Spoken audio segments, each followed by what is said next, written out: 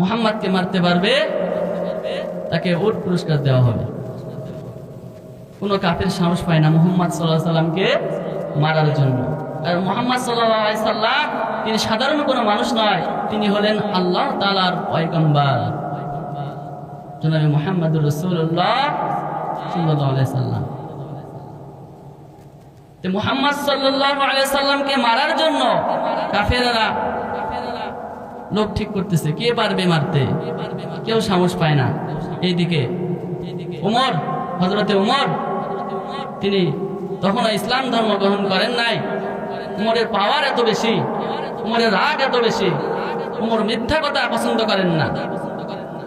তিনি কাফের অবস্থায় মিথ্যা কথা পছন্দ করেন না। উমর রাদিয়াল্লাহু তাআলা আনহু যখন শুনলেন যে মুহাম্মদ নাকি মিথ্যা বলে, নবী দাবি করতেছে, এক আল্লাহর ইবাদত করতে বলতেছে, তিনি মনে করছেন এটা মিথ্যা কথা। তিনি জানি একটা কোরআন নিয়ে আসছে, একটা বানিয়ে নিয়ে আসছে। যেহেতু মুহাম্মদ মিথ্যা বলতেছে, তাহলে তাকে মারার জন্য আমি যথেষ্ট। উমর দাঁড়ায় গেছে। তাহলে এখানে উমর কি জন্য মারতে গেছে মুহাম্মদকে? মিথ্যা কথার কারণে। কিসের জন্য? মিথ্যা। আসলে বলেন তো দেখি, আল্লাহর পয়গম্বর মুহাম্মদুর রাসূলুল্লাহ সাল্লাল্লাহু আলাইহি সাল্লাম কি মিথ্যা প্রচার করেছেন, নাকি স্বয়ং আল্লাহ তাআলার পক্ষ থেকে কোরআনের দাওয়াত দিয়েছেন? কি করেছেন? কোরআনের দাওয়াত দিয়েছেন, ঈমানের দাওয়াত দিয়েছেন, আল্লাহ তাআলার দাওয়াত দিয়েছেন। তিনি একজন নবী, তিনি একজন আল্লাহর পয়গম্বর, এই দাওয়াত তিনি দিয়েছেন। সুবহানাল্লাহ। কিন্তু ওমর তো জানে না। ওমরের কাছে বলা হয়েছে মিথ্যা কথা, যে মুহাম্মদ নবী দাবি করতেছে, কালেমার দাওয়াত দিচ্ছে, আমাদের বাপ দাদার ধর্মকে শেষ করে দিচ্ছে। ওমর লাফতে দাঁড়ায় গেছে, আমি যাব মুহাম্মদকে মারার জন্য। ওমর খোলা তরবারি নিয়ে মুহাম্মদুর রাসূলুল্লাহ সাল্লাল্লাহু আলাইহি ওয়াসাল্লামকে মারার জন্য রওনা করলেন। হাঁটি হাঁটি পা পা করে তিনি যাচ্ছিলেন, পথ অতিক্রম করতেছিলেন। হঠাৎ করে পথের মধ্যে একজন ব্যক্তি ডাক দিয়ে বলে, ও ওমর, খোলা তরবারি নিয়ে কোথায় রওনা করেছো? কি জন্য রওনা করেছো? ওমর ডাক দিয়ে বলে, মুহাম্মদ নাকি নবী দাবি করতেছে, তিনি কালেমার দাওয়াত দিচ্ছে, আমাদের বাপ দাদার ধর্মকে চুনকালি দিচ্ছে, তাকে মারার জন্য যাই। লোকটি ডাক দিয়ে বলতেছে, ওমর, তুমি কাকে মারার জন্য যাইতেছো? তাকে কি তুমি চিনো? সে তো আল্লাহর বাগ। সুবহানাল্লাহ। সে তো আল্লাহর বাগ, তাকে কি মারতে পারবা?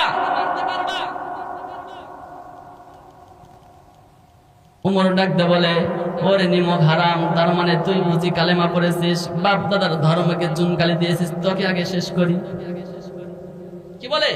তোকে আগে শেষ করি, তার মানে তুই বুঝি কালেমা পড়েছিস। কারণ মুসলমানের প্রশংসা করতে, মুহাম্মাদের প্রশংসা করতেছো তুমি। লোকটি ডাক দিয়ে বলে, ওমর দাঁড়াও দাঁড়াও, আমাকে পরে মারো, আগে তোমার ঘরকে সামলাও। ওমর তো রাগী মানুষ। তোমার ঘর সামলাও মানে তোমার বোন ফাতেমা কালেমা পড়ে মুসলমান হয়েছে, তাকে আগে সামলাও, তার আগে বিচার করো, তারপরে আমার বিচার করো। ওমর তো আরো রেগে গেছেন। মুহাম্মদ সাল্লাল্লাহু আলাইহি ওয়াসাল্লামকে মারার জন্য ওমর রওনা করেছে। ওই রাস্তা বেঁধে রেখে তিনি তার বোনের বাড়ির দিকে রওনা করেছে, যে সর্বনাশ, আমার বোন বাপ দাদার ধর্মকে চুনকালি দিয়েছে, তোকে আমি আর দুনিয়াতে রাখবো না, শেষ করে দিব। ওমর যখন ঘরের পাশে গেছে, ঘরের কাছে চলে গেছে, দেখে ফাতেমা কি যেন তেলাওয়াত করতেছে। ওমর তো দেখে আরো রেগে গেলেন। রেগে গিয়ে ঘরের মধ্যে গিয়ে তার বোনকে এমন ভাবে মারলেন, মারধর করলেন। মারতে মারতে ফাতেমার শরীর থেকে রক্ত বের হচ্ছিল। ফাতেমা ডাকতে বলে, ভাই, তুমি যদি আমাকে মারতে মারতে মেরেও ফেলে দাও, তবু আমি এই কালেমা ছাড়বো না, এই বিষটা তোমাকে দিব না, এই কোরআন আমি ছাড়বো না, কালেমা ছাড়বো না, সত্য ধর্ম ছাড়বো না। হযরতে ওমর রাদিয়াল্লাহু তাআলা আনহু তিনি চিন্তা করলো, বোনের দিকে একটা নজরে তাকাইলো। ভাই বোন যখন তাদের মধ্যে কথোপকথন হয়, চোখে চোখ পড়ে যায়, ভাই বোনের মধ্যে মায়া মহব্বত আছে না নাই? আছে না নাই? ওমর যখন তার বোনের দিকে নজর করলো, শরীর থেকে রক্ত বের হচ্ছে, এই অবস্থা দেখে চিন্তা করলো, ফিকির করলো যে এই কোরআনের মধ্যে কি আছে, মুহাম্মাদের ধর্মের মধ্যে কি আছে, যার কারণে আমার বোন ফাতেমা জীবনকেও দিয়ে দিচ্ছে, জীবন দিয়ে দিবে, তবু এই কালেমা ছাড়বে না। এর মধ্যে কি আছে আমার একটু দেখা দরকার। সত্যটা তিনি জানতে পারছে, যার কারণে নিজের জীবন দিয়ে দিচ্ছে, এর মধ্যে কি আছে আমাকে দেখা লাগে। এই দেখেন হিদায়াত কিভাবে আসে। আবু জাহেল বুঝতো মুহাম্মদ সত্য, কালেমা সত্য, কোরআন সত্য, কিন্তু সে মানতো না, স্বীকার করতো না, জানতো, মেনে নিত না। কিন্তু ওমর তো জানে না যে এটাই সত্য। ওমর যখন বুঝলো হায়রে জীবন দিয়ে দিচ্ছে, আমার তো আপন বোন, তবু ছাড়তো না। দেখি তার মধ্যে কি আছে। বোনকে ডাকতে বলে, বোন দেখি আমাকে একটু দাও, এর মধ্যে কি আছে। বলে না, এটা দেওয়া যাবে না, এই অবস্থাতে দেওয়া যাবে না। যদি এটা নিতে চাও, এই কোরআনকে যদি নিতে চাও, তোমাকে আগে গোসল করতে হবে, ওযু করতে হবে, পবিত্রতা অর্জন করতে হবে। ওমর বললেন আচ্ছা ঠিক আছে, আমি গোসল করি, পবিত্রতা অর্জন করি। আল্লাহর নবীর সাহাবী ওমর রাদিয়াল্লাহু তাআলা আনহু পবিত্রতা অর্জন করলেন, কোরআনটা নিলেন। এই কোরআন যখন পড়লেন,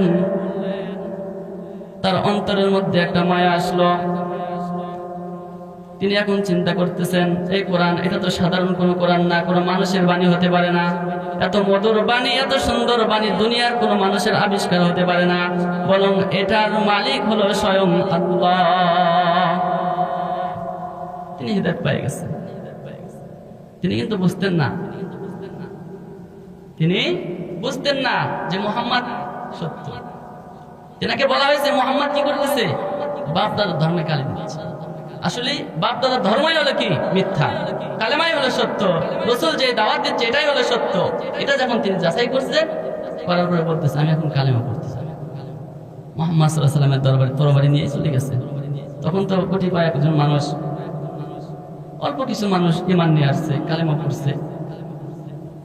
অল্প কিছু মানুষ ইসলাম ধর্ম গ্রহণ করেছেন। নবী আলাইহিস সালাম তাদেরকে একটা ঘরের মধ্যে নিয়ে লুকিয়ে লুকিয়ে কোরআনের তালিম দিতেন। কি দিতেন? কোরআনের তালিম দিতেন। হযরতে ওমর ওই ঘরের কাছে গেছে, দরজায় টোকা দিছে। এদিকে আল্লাহর নবী জনাবে মুহাম্মদুর রাসূলুল্লাহ সাল্লাল্লাহু আলাইহি ওয়াসাল্লাম আল্লাহর দরবারে দু হাত তুলে দোয়া করেছিলেন, হে পরদিগার মালিক, আপনি উমরকে অথবা আমার চাচা আবু জাহেলকে হিদায়াত দান করুন। দোয়া করেছিলেন যে উমরকে অথবা আমার চাচা আবু জাহেলকে তুমি হিদায়াত দান করিও। দোয়া করেছিলেন কে? আল্লাহর নবী। তো উমর খোলা তরবারি নিয়ে দাঁড়িয়ে আছেন, বাহিরে গেট বন্ধ, টোকা দিছেন। এখন মুসলমানরা ভিতর থেকে চিন্তা করতেছেন, আমরা এখানে যে সমস্ত লোক আছি, আমরা এই কয়জনে তো মুসলমান, আমাদের বাহিরে আর কোনো মুসলমান নাই। কে আসলো দরজার সামনে, কে টোকা দিচ্ছে, খুলতে তো ভয় লাগে। এমন তো অবস্থায় একজন ডাকতে বলতেছেন, ইয়া রাসূলুল্লাহ, খবরদার দরজা খুলবেন না, দরজার সামনে ওমর তরবারি নিয়ে দাঁড়িয়ে আছে, আপনাকে কিন্তু হত্যা করবে। খবরদার দরজা খুলবেন না, দরজা যদি খোলেন ওমর আপনাকে হত্যা করবে। আল্লাহ নবী সাল্লাল্লাহু আলাইহি ওয়াসাল্লাম আল্লাহর কাছে দোয়া করতে লাগলেন। দরজাটা খুললেন, ওমর দাঁড়ায় আছে। ওমরকে ডাকতে বলতেছেন, ওমর আর কতদিন অন্ধকারের মধ্যে থাকবা? তোমার চোখে কি এখনো আলো পড়ে নাই? কতদিন আর গুমরার মধ্যে থাকবা, পথ ভোলা হয়ে থাকবা? সত্য কি তুমি তালাশ করতে পারো নাই? সঠিকটা কি তুমি বুঝতে পারো নাই? আল্লাহর নবী যখন আল্লাহর কাছে দোয়া করলেন, ওমর কি বললেন? ওমর তরবারিটা ফেলে নিয়ে রাসূল আকরাম সাল্লাল্লাহু আলাইহি সাল্লামকে বললেন, আমাকে কালেমা পড়ায় দেন, লা ইলাহা ইল্লাল্লাহু মুহাম্মাদুর রাসূলুল্লাহ।